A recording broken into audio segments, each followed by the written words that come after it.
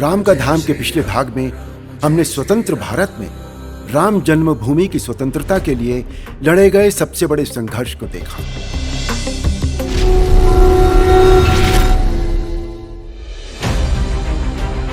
आज हम देखेंगे कि कैसे करोड़ों लोगों की आस्था और सैकड़ों साक्ष्यों के बावजूद श्री राम मंदिर निर्माण के लिए 135 साल लंबा कानूनी संघर्ष का दौर चला।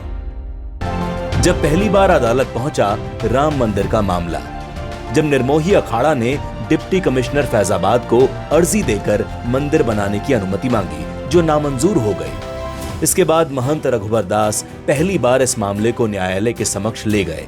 साल 1886 में फैजाबाद के तत्कालीन जस्टिस कैमियर ने अपने फैसले में ये बात स्वीकार की थी कि विवादित ढांचा हिंदुओं के पवित्र स्थल पर बना है, लेकिन करोड़ों हिंदुओं की आस्था को अनदेखा करते हुए यथास्थिति बनाए रखी गई और इसी के साथ 135 साल लंबा कानूनी संघर्ष शुरू हो गया। दिसंबर 1949 में विवादित ढांचे में भगवान राम की मूर्तियां प्रकट होने के बाद कोर्ट के आदेश पर इस पूरे विवादित परिसर पर ताला जड़ दिया गया। 26 सालों बाद खुला ताला।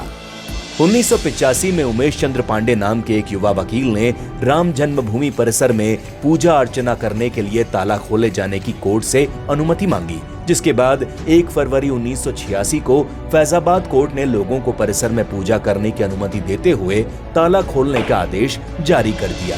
इसके बाद विवादित स्थल में रामलला की पूजा के लिए ताले खोल दिए गए।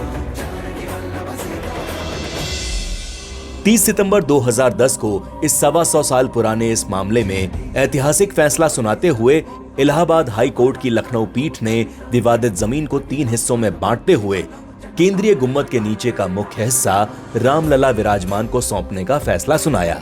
साथ ही एक हिस्सा निर्मोही अखाड़ा और एक हिस्सा सुन्नी वक्फ बोर्ड को सौंपने का भी आदेश दिया गया।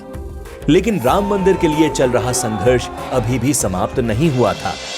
कुल 135 साल के कानूनी संघर्ष के बाद सर्वोच्च न्यायालय ने सुनाया ऐतिहासिक फैसला।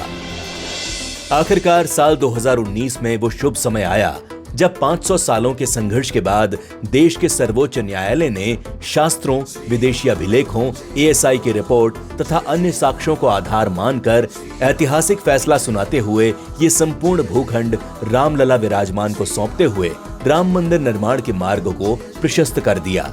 राम मंदिर निर्माण का संघर्ष 500 वर्ष चला, लेकिन इस संघर्ष के सुखद परिणाम की अनुभूति देश को मोदी जी के कुशल नेतृत्व के समय में ही हुई। राम का धाम के अगले एपिसोड में देखिए राम मंदिर निर्माण के पीछे PM मोदी के संकल्प और समर्पण की कहानी, जिसने पूर्ण किया राम मंदिर निर्माण की प्रतीक्षा। बोलो सियावर रामचंद्र की। राम राम राम बोलो जय श्री राम।